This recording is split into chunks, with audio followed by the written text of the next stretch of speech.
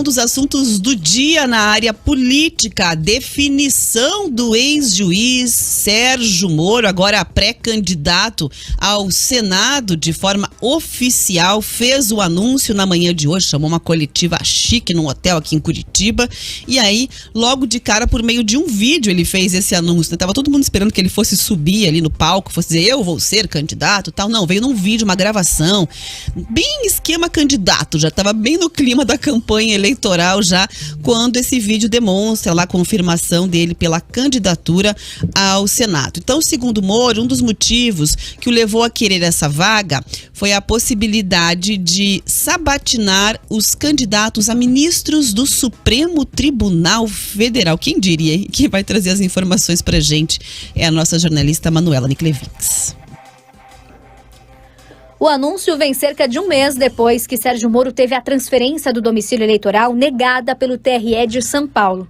O ex-ministro retornou ao Paraná sem recorrer da decisão que poderia ter sido levada para instâncias superiores, o Tribunal Superior Eleitoral, mas até então Sérgio Moro não tinha esclarecido para qual cargo iria recorrer. Ele fez uma coletiva de imprensa há cerca de 3 semanas quando falou que iria ouvir os eleitores do estado antes de tomar uma decisão. Ela veio nesta terça-feira. Sérgio Moro bateu o martelo e anunciou em coletiva de imprensa que é pré-candidato ao Senado pela União Brasil do Paraná.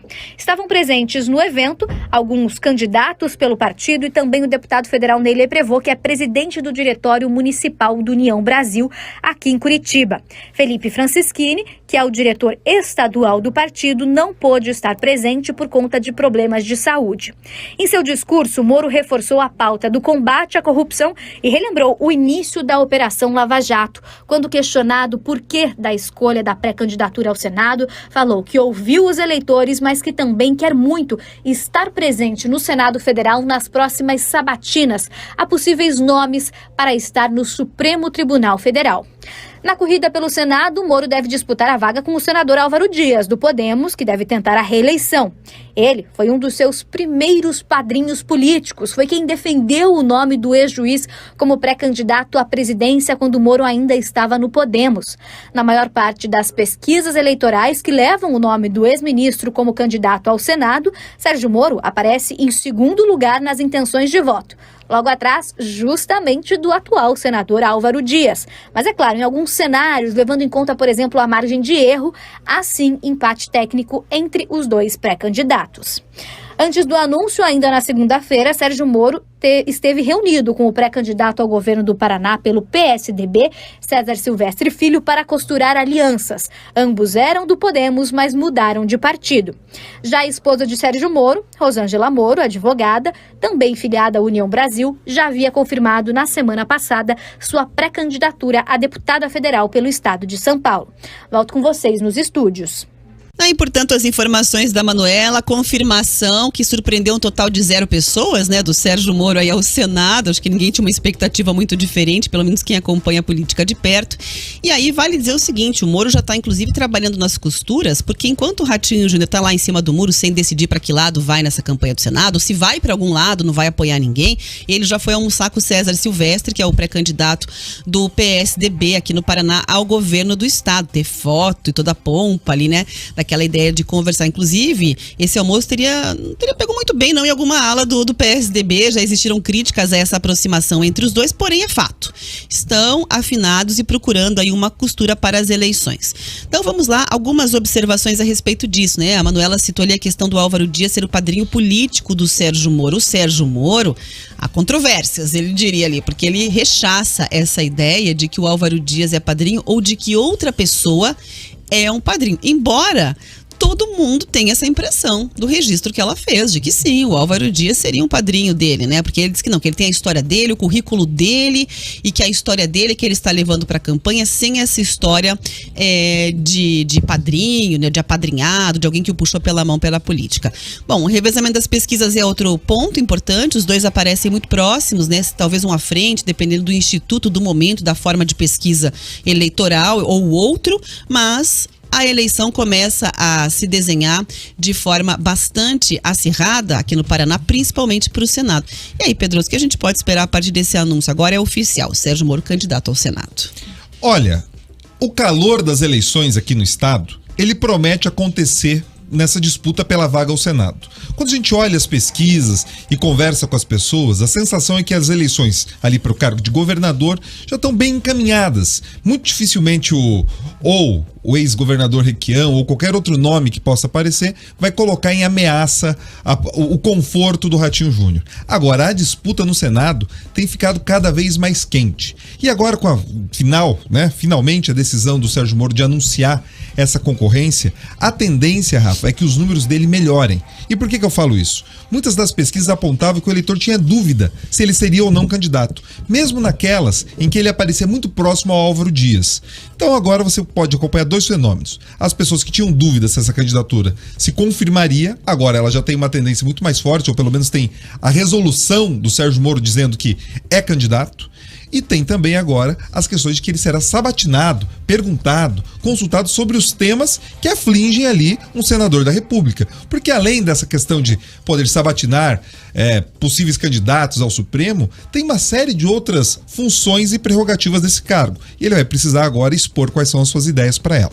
Quando você cita, Rafa, a questão ali do César Silvestre, é importante citar para lembrar o nosso ouvinte que os dois já estiveram ali andando lado a lado no Podemos. E os dois acabaram saindo justamente por algum tipo de desavença ou desarranjo político, desalinho político nessa questão da disputa. No Podemos, uma sensação de que não teria um espaço apropriado para a disputa do Sérgio Moro a presidente e talvez ao Senado. E ali, ao César Silvestre, a questão que ele queria disputar o governo e não teria esse espaço. Provavelmente até no próprio PSDB, Rafa, a tendência é que ele tenha dificuldade de consolidar essa sua candidatura. A fervura ali em torno do César Silvestre Filho está bem quente, então ainda tem muita água para rolar embaixo dessa ponte. Muita gente que se acha candidato pode chegar ali em agosto a ver navios. Pois é, e vale dizer os impactos e analisar os impactos sobre isso, porque, por exemplo, a gente tem dois elementos ainda que podem mudar esse jogo ou apimentar mais esse jogo, né, Pedroso? O primeiro é a questão do apoio do Ratinho Júnior, que ainda não se decidiu, e o segundo é um eventual potencial de transferência de votos do atual presidente Jair Bolsonaro, que também declarou apoio ao candidato, o pré-candidato Paulo Martins, que é deputado estadual pelo PL aqui no Paraná, mas a massa do eleitorado ainda não viu os dois ali lado a lado. Será que esses elementos ainda podem dar uma virada ou impactar de alguma maneira esse cenário que se desenha para as eleições ao Senado? Com toda certeza, Rafa, com toda certeza. Nesse caso, o governador Ratinho está numa posição confortável. A legislação ajudou. Tá? Antigamente, uma chapa majoritária do governo do estado, ela podia ter apenas um candidato ao Senado. Com uma alteração decidida ali pelo Supremo Tribunal Federal e pelo TSE, agora a chapa ela pode ter mais de um candidato ao Senado numa chapa majoritária. Ou seja, cada partido que compõe ali o apoio à chapa do governador, caso queira, pode lançar um candidato. Então, esse espaço ali de que talvez o PL apoie o Ratinho Júnior, União Brasil também, existe a possibilidade do PP, esses três partidos têm ali pré-candidatos ao Senado, esse não seria um problema formal, vamos dizer assim. É claro que isso facilita uma posição talvez em cima do muro do governador. Agora, em relação à sua segunda pergunta, em relação ao apoio do presidente, a gente vai conseguir medir isso, esse potencial de transferência de votos, ali, depois do início do horário eleitoral. De fato, você tem toda a razão. Quando os dois aparecerem ali juntos, falando, né, defendendo pauta juntos, o presidente explicitamente pedindo votos, aí existe uma expectativa grande de que alguma transferência de votos de fato aconteça. A grande questão é definir o quanto desses eleitores do Bolsonaro vão simpatizar com a candidatura do Paulo Martins. Sabe o que eu fico pensando, Pedroso? Numa eventual eleição do Sérgio Moro, vamos num cenário hipotético aí, já que ele está disputando agora de forma oficial, no Senado, de qualquer maneira, ele vai ser oposição, muito provavelmente, né? Seja qual for o eleito para a presidência, nos dois casos, o Moro, ironicamente, deve se tornar aí oposição.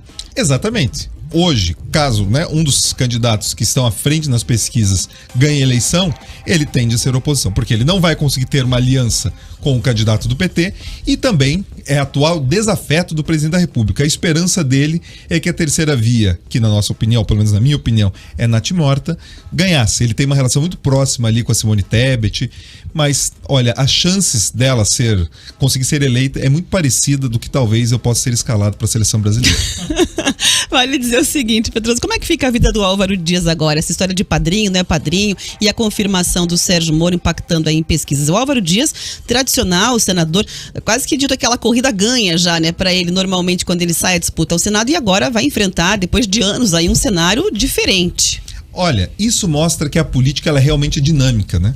Todo mundo apostava nessa reeleição, numa reeleição tranquila do Álvaro Dias, e toda essa reviravolta no cenário político nacional, por exemplo, o Sérgio Moro deixar de ser candidato a presidente, ter o seu registro, né, de transferência de domicílio eleitoral negado em São Paulo, tudo isso confluiu para colocar um pouco de água, né, nesses planos de que o Álvaro Dias teria uma reeleição tranquila. Pelo visto, esse cenário não se mostra mais, Rafa. Ele vai ter uma eleição muito dura, porque inclusive outras pesquisas qualitativas que a gente às vezes acompanha, elas mostram que o eleitor paranaense ele busca um perfil de candidatura ao Senado um pouco mais jovem, um pouco mais dinâmica, se diferenciando hoje dos quadros que compõem o Senado. Por isso que a gente pode verificar, tanto o Guto Silva quanto o Paulo Martins representam esse perfil que as pesquisas qualitativas mostram.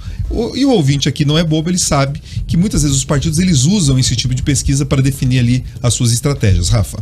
Muito bem, agora 4 horas e 23 minutos. Esse assunto